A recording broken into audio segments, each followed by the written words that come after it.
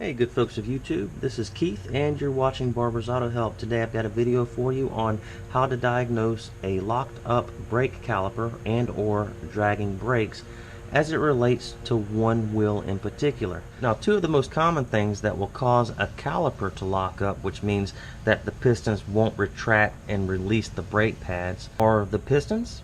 The pistons can get seized up in the bores and it won't allow that piston to go back, so it's holding constant pressure on the brake pads. Also, your flex hose here. Your flex hose can become damaged on the inside and allow brake fluid to go into the brake caliper but not out of the brake caliper in order to release those pistons. Now, a couple things that can cause the brakes to drag, not necessarily a locked up caliper, but dragging brake pads, are your slide pins for the caliper. They can become seized up and cause the caliper to become stuck in either the forward position or the rear position. And usually when that happens, you'll notice that the pads are worn unevenly. One pad is worn more than the other. And there's a simple check for that, and we'll get to that here in just a minute. But also, your brake pads can actually get seized up on the slides here where they slide on the caliper bracket. The pads need to be able to slide back and forth, in and out, in order to apply the brakes and release the brakes. So you want to be looking for that also, and as I said, we'll get into that here in just a minute and take it apart and show you how to test that. Alright, I'm going to start out by showing you how to diagnose the first two things, either a seized up piston or a bad brake hose. I'm going to take this caliper loose here. Let's go ahead and take our caliper off. Now, these are the pistons, and this is a dual piston caliper. Your caliper may look different. It may have one piston, three pistons, or possibly four pistons, two on this side, two on this side. And what's supposed to happen with these caliper pistons here, whenever brake fluid is applied to the back side of the pistons, these pistons are supposed to come out and engage the brake pads and squeeze them and grab onto that rotor and slow down the wheel. And when you release the brakes, the caliper pistons are supposed to retract just a little bit. There's a seal inside there that allows it to move out, and that seal will actually pull the piston back in just a little bit so that the brake pads are freed up from that rotor and it won't drag or lock up that rotor. So we want to make sure that these things retract into the piston bores like they're supposed to. Now, the way I'm going to do that is I'm going to take one of these brake pads here, and chances are that your brake pads are probably burnt or worn out in the first place, so you could use your brake pad for this if you plan on replacing them. I'm going to go ahead and put the pad over the pistons like so, and I'm going to take a brake caliper piston compressor, and I'm going to go ahead and attempt to collapse both of those pistons. And you can see that that one is going in. And there's a little bit of resistance. Some resistance is okay, and I'm sorry I can't quantify how exactly it's supposed to feel. Typically they're supposed to go in pretty freely, but some calipers will give you just a little bit of resistance, and that one went in pretty free too. I don't have a problem with my brakes, of course. I'm just showing you guys how to do this. And yeah, we got freed up pistons there, so we know that those pistons are okay and our problem is something else. We need to look elsewhere. Now, you could also have a situation where you go to collapse those pistons and they're just rock hard, they don't want to move at all.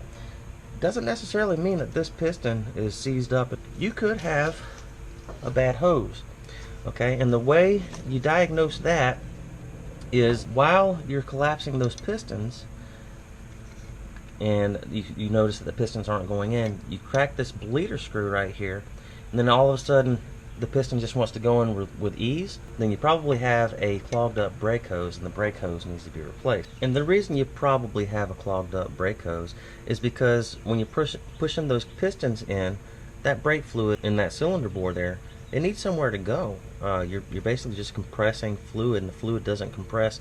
So you crack the bleeder, and then it goes in. All of a sudden the fluid has somewhere to go out, so the piston goes in, and that means you got a clog somewhere. But if the piston does not collapse with the bleeder screw open, then the piston is seized up inside the bore.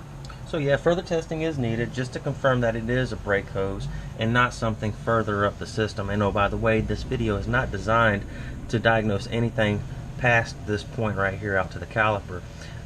just the hose and the caliper and all the hardware with the caliper here.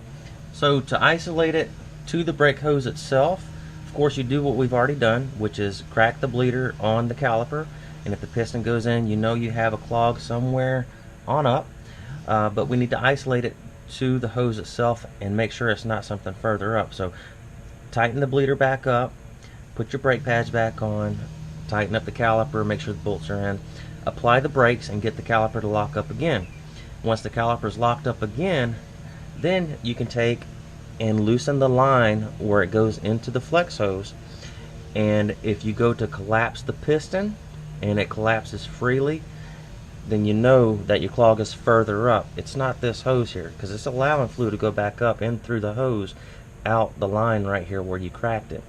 However, if the pistons do not collapse with the line cracked where it goes into the flex hose, then you know that the flex hose is indeed clogged up and it needs to be replaced. So that's how you isolate the brake flex hose. Okay, moving along, your slide pins. You want to make sure that they move in and out freely. These are supposed to be able to move like this. Sometimes they can get moisture inside there, or the lubricant can degrade and cause rust to build up inside there, and these can become locked up, causing the caliper to stick a little bit. So make sure that those are okay.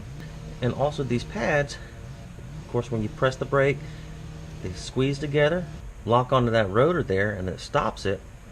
And when the brake releases, it allows the brake rotor to spin freely and the wheel to spin freely. So these pads can become seized up on these pad slides here, which is a part of the caliper bracket. You want to make sure that they just slide freely. There's not a lot of build up and such on those slides. Do the same thing for the back side too. And it moves pretty freely. There's not a lot of rust buildup or anything like that, so that's good. So just a few things you want to check. Well folks, that will do it for this video here. Please comment down below if you have any questions. Also, guys, I have a lot of really good information in the description of this video, which is located just up underneath the video. And by the way, if you're watching this video on a website where this video is embedded and the description is not available, you may have to go to youtube.com, find my channel Barber's Auto Help, and find this video on my channel, and the description will be beneath that. But you really need to read that whole description, and I would caution you to do that, because sometimes I may need to clarify something. And also I have some links to other videos related to this that may help you too. And then there'll be a disclaimer at the very end there. Thank you guys again for watching. Please like and subscribe.